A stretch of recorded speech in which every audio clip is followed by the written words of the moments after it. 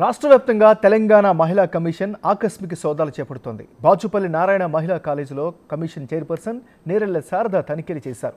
విద్యార్థులకు వసతులపై ఆరా తీశారు. అక్కడి సమస్యలపై శారద ఆగ్రహం వ్యక్తం చేశారు.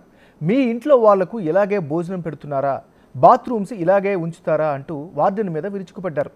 ఇవి పునరావృతమైతే సహించేది లేదంటూ వార్నింగ్ ఇచ్చారు.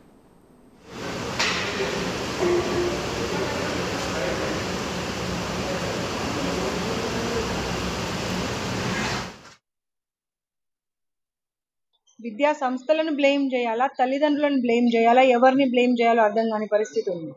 పిల్లలు చదవాలి, బంగారు భవిష్యత్తు ఉండాలి, ఉన్నత స్థితికి వెళ్ళాలి అని ఆశించి వాళ్ళ స్థాయి లేకపోయినా స్థాయికి మించి ఆస్తులు అమ్ముకొని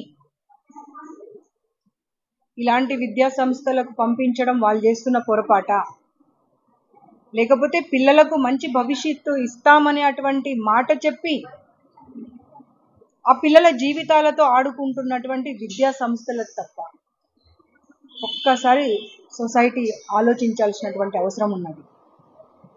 బయట నుండి అంతా బాగానే కనిపిస్తుంది మనకు, బయట నుండి మనం ఆ జిగేల్ బోర్డ్స్ మనకు కనిపిస్తున్నాయి.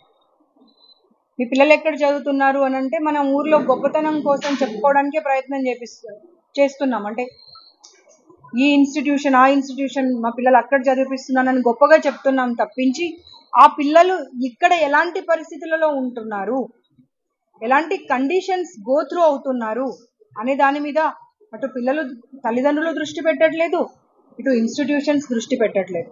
ఇన్స్టిట్యూట్ కావాల్సింది ఏంటి?